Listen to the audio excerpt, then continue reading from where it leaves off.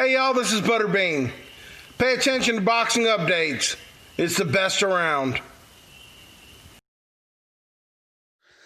Hello and welcome to episode 2 of the Boxing Updates podcast, sponsored by Iron Fist Boxing. You can follow them on Snapchat and Instagram at Iron Fist Boxing.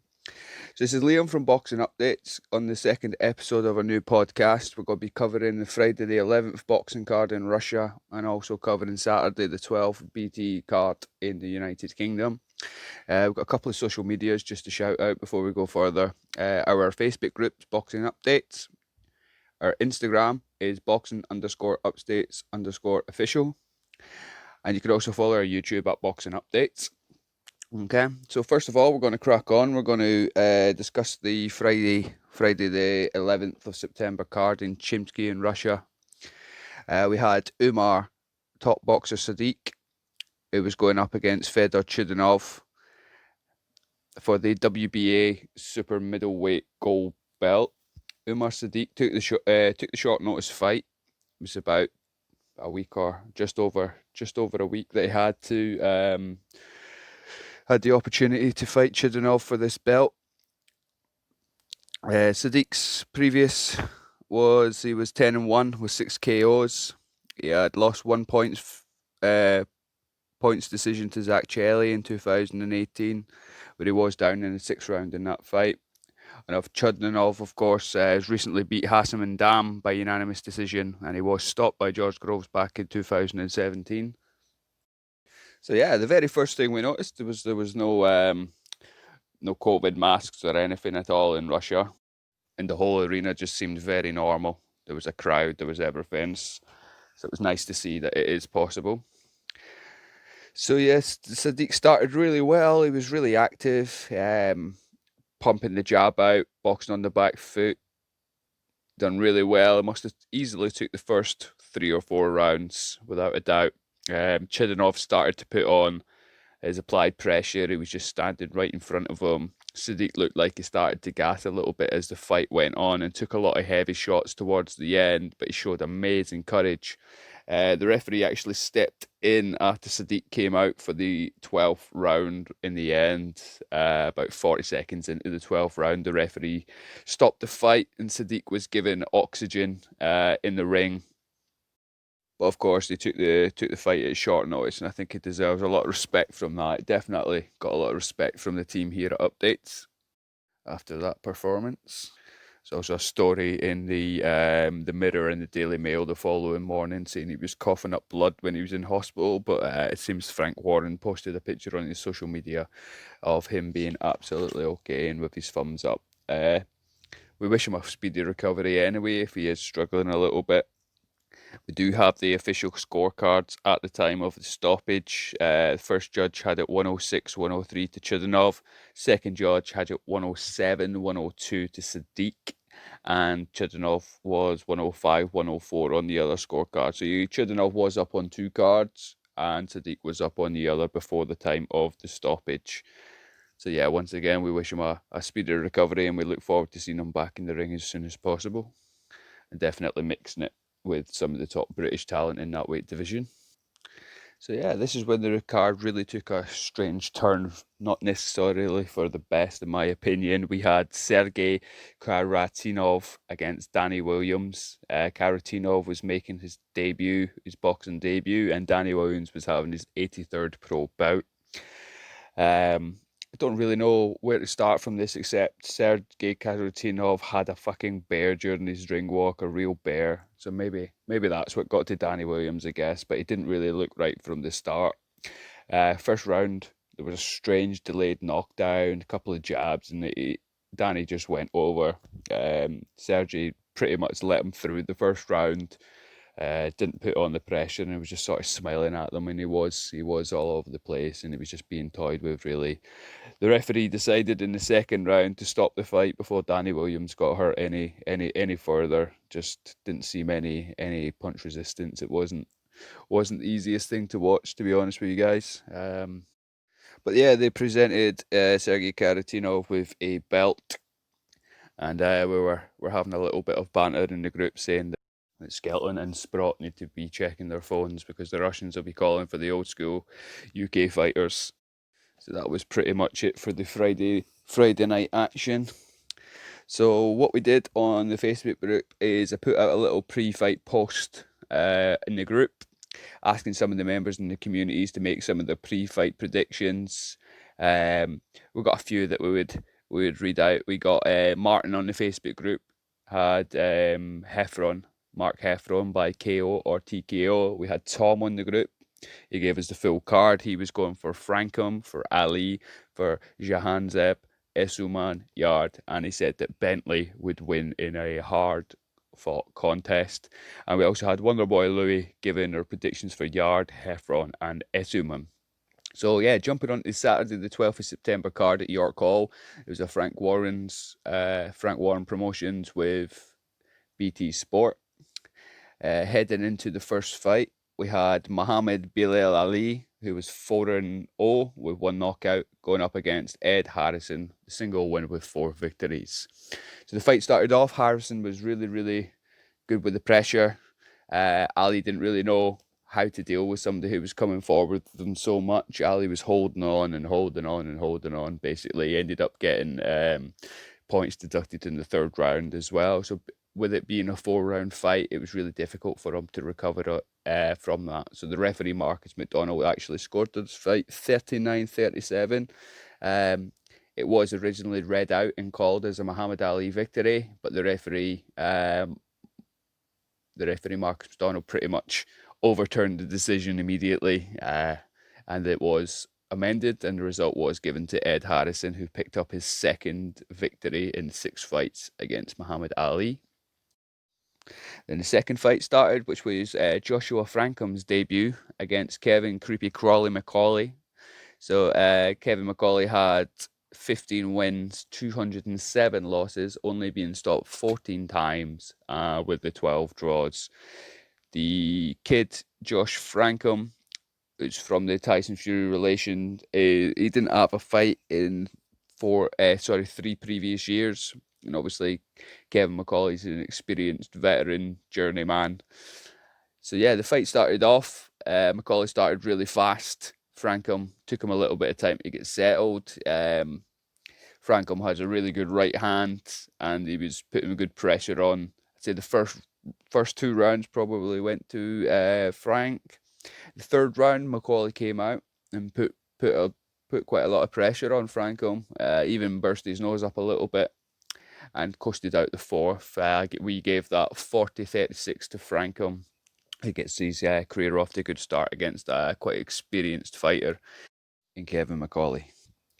Moving on to fight 3, we had Cedric Pienaar against Eko Osuman.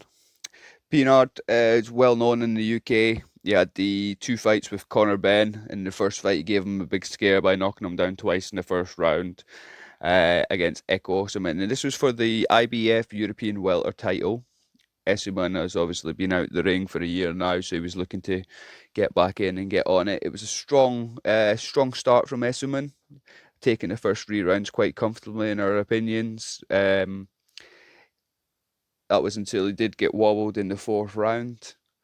So Pienaar was always dangerous. He's one of the fighters that's very dangerous once he gets clipped. So then Essuman stepped it up. Pienaar started to wilt a little bit. He started to swing down. Clean work was coming from Essuman throughout the fight, and he went on to take the victory, moving on to 14 wins and 0 losses, with talks of potentially fighting Conor Benn next, or even Chris Jenkins. And we're moving on to the 4th fight of the card, and we had Amin Zahan Jab, 7-0, 2 knockouts against Jamie Quinn with 7 victories, 103 losses, and 2 draws. This is quite a straightforward fight for Zahan Jab. Didn't really have to panic or deal with too much trouble that was coming from Jamie Quinn. It was a very straightforward fight. He was showboating a little bit. The referee did warn him for talking, but he basically he won every round. So it was a 60-54 victory. Nothing really came back too much from Jamie Quinn, to be honest. So it was a good win for Amin Zahan Jab. Moving on to the co-main event, the fifth fight of the night, where we had Mark Hefron against Denzel Too Sharp Bentley. Hefron wanting to prove a point after losing the TKO loss to Liam Williams in the 10th round in his 2018 British title fight. And Denzel Bentley is 13-0 with 11 KO victories, looking to continue his run of form. So this was for the vacant IBF Euro middleweight title and is also a British title eliminator. It was quite a close and tactical start to the fight.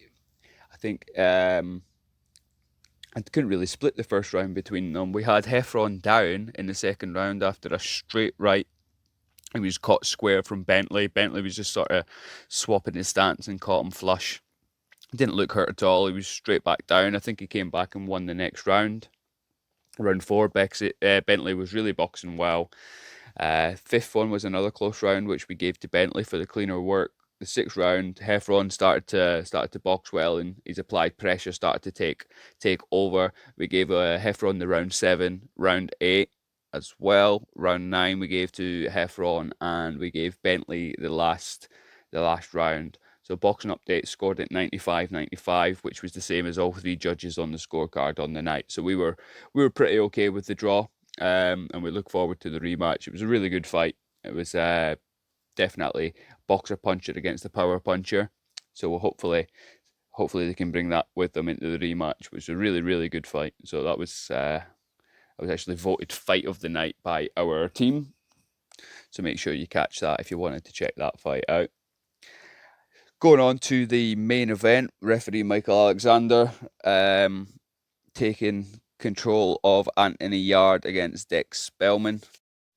Anthony Yarde is 19-1 with 18 knockout victories. Dex Spellman is 16-4 with 8 knockouts. This former English champion who lost his Commonwealth title fight recently to Lyndon Arthur. So the fight went underway. It was a slow feel-out process. Would say that Spellman probably took the first round with just being a little bit more active. The second round was a close one, which we didn't split. It was just another feel-out process. Round 3, Yarde started to take over. His pressure started to get the better of Spellman. Round 4, Yarde's cleaner work again, which we gave the round to him. Round 5, there were some meaty body shots towards the end of the round from Anthony Yarde and Spellman. You could see was starting to struggle a little bit, and in the 6th round he upped his game very much, and the referee stepped in and stopped the fight. Deemed Spellman was in no position to keep fighting on. Probably the correct decision in the long term, but I'm sure Spellman would have liked to fight on a little bit longer. So yeah, like we said earlier, the fight of the night was voted by our team. We voted for Hefron versus Bentley, the unanimous draw, which is a really, really well deserved draw for both fighters. I'm sure Hefron believed that he won it. I'm sure Bentley believed he won it, but we were really satisfied with the draw on that one, as we couldn't split it ourselves. Overall, not a bad show considering the pandemic and everything that's going on. I think yeah, we really enjoyed that in the Boxing Updates HQ. We also had, as most of you were sleeping, we had a show in America going on as well. It was a top ranked show with Bob Arum on ESPN, and we'll just give you a quick results of what happened there. We had Miguel Mariaga going against Joet Gonzalez. Joet Gonzalez took that quite comfortably on points. We had Mimichin Kavaliauskas against Mikhail Zuzki. And Mimichin pretty much won that by knockout, knocking his boy down in the 7th and the 8th before the referee stopped the fight. So a great night of boxing. One that we enjoyed thoroughly enough. And couple of fights have been announced recently, which we're going to look forward to. What we're going to be covering next, what we're going to be discussing, is Saturday the 19th of September in the USA on ESPN Plus in Las Vegas. We've got Efe Ajagba 13-0, who's taking on Jonathan Rice 13-5-1. Also on the show, we've got Jose Pedraza, who's 27-3, going up against Javier Molina 22-2. So we look forward to that one on the Saturday, which is next week, and we'll look to be putting perhaps a little show together for that one, and we'll let you know what's going on anyway. So thank you for listening to the second episode of the Boxing Updates podcast. So just to run the socials by you once again, you can join the discussions, the main discussions that we're having on our Facebook page. Just search Boxing Updates in the top. You'll see the private group. Click to join that, fill in a couple of questions, and yeah, get in the where the main. There's 180,000 of us in there, all discussing boxing on a daily basis. So make sure you pop in and say hello. You can also pop in and say hello on our Instagram, boxing_updates_official. Simon will look after you over there. And we also are on Twitter, just for the podcast. It's Updates Podcast only. So we'll just be posting our podcast stuff only on that Twitter handle. But if you want to get a hold of us, please jump into the Facebook group and say hello. Once again, big shout out to our sponsors at Iron Fist Boxing. You can catch them on Snapchat and Instagram also. So that's come to the end of episode 2. Thank you very much for listening. I've been Liam, and I look forward to seeing you for the next episode very soon.